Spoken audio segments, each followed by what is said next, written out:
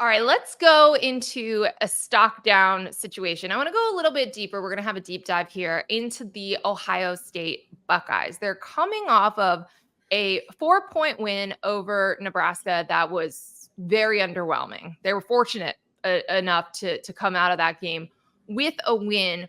I want to go on the field before we go kind of macro about where the program is right now. But this is a team that lost to Oregon, and now is, heading into Penn State. We're going to get to that game in just a minute.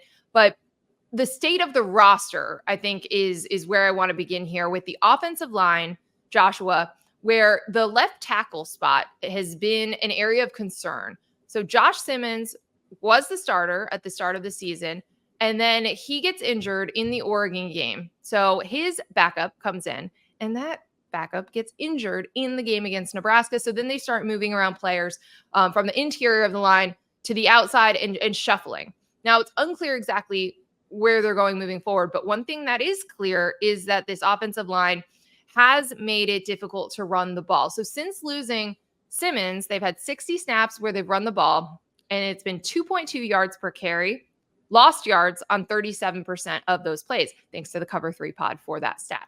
64 total yards last week against Nebraska.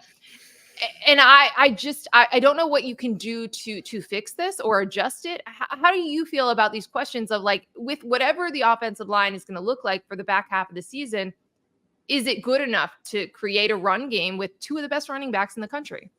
So first off, let me say this. If Marcus Satterfield didn't decide to run two screens on Nebraska's last drive last week, when the screen was like the one thing Ohio State's defense was knocking him out on, like they probably ran 7 of them for like negative 18 yards in that game, Ohio State might have lost. Like that's how I feel about that. Number one. Number two, this, you mentioned it. It's a real problem. Like, I think Ohio State's offensive line fully healthy this year was a really good offensive line. And I thought that Josh Simmons, the tackle who got hurt against Oregon, was playing like an NFL draft pick.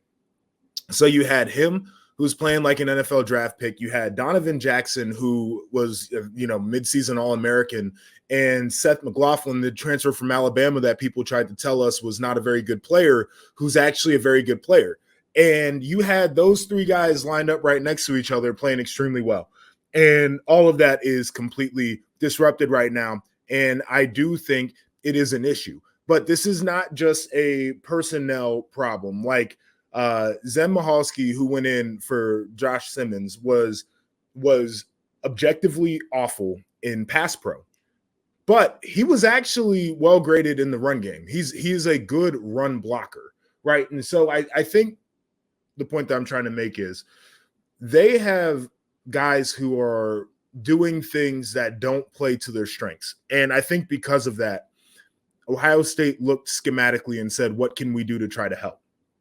And they regressed back to the thing that they had been the last few years that wasn't working in the run game, which is a lot of zone runs, stretch runs. And I'm kind of looking here and I'm saying, that's not cutting it. Like, Chip Kelly came in. Part of the reason why was he likes the gap scheme runs. He likes the man blocking schemes. He likes to get guys on the move. And that really helps your great running backs find creases.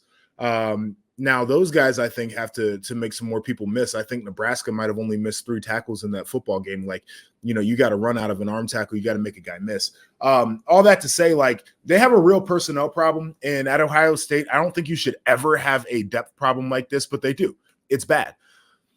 I think they had a scheme problem, though, particularly against Nebraska when it came to the run game. And they also had an intensity problem, Nicole. Like, this is like, it was jarring to watch a team who's coming off of a loss that had a week to prepare look like they weren't that interested in playing a football game. And we'll talk about their matchup this upcoming week.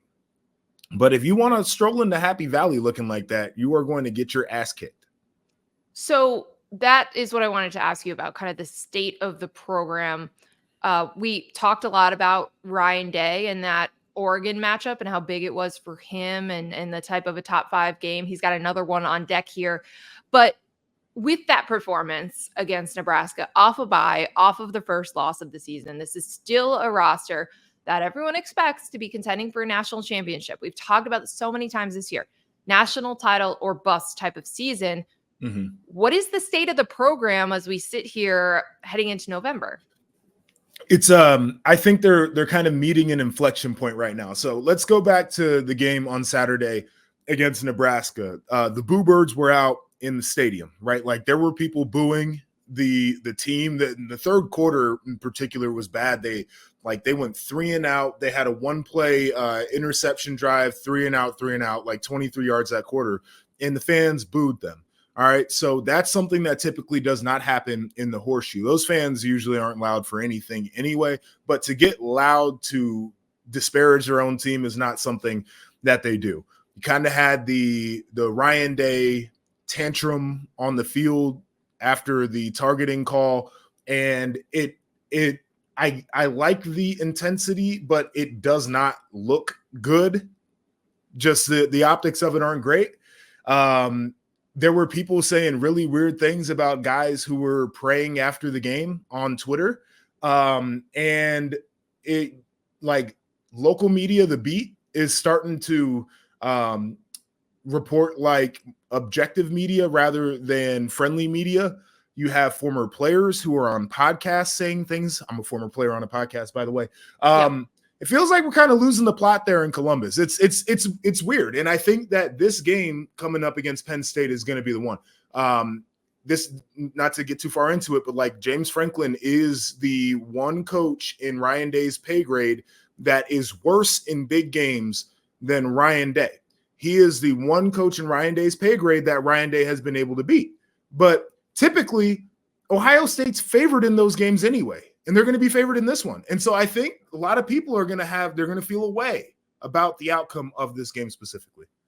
Yeah, I completely agree. And I think, like you said, the heat is already there. And it's always been there because Ryan Day has not beat Michigan in 3 tries because of the loss against Oregon. And again, I think there's a lot of people who are like, hey, if they play that game on a neutral site or if they play it again, maybe it goes differently. Yeah. You could also say, hey, Oregon should have won by more. They left a lot of points on the field. So there's less and less of if they play it on the neutral field, people like there's less of the 1 field goal away from a national championship people right now, Yeah. Like and that one might have been the one too that kind of just mentally really. Yeah. It's an anxious time in Columbus. Yeah. And we'll see what happens against Penn State, but certainly trending into a situation with a ton of questions and obviously some roster concerns on that offensive line. All right. So we'll get into that game in just a second.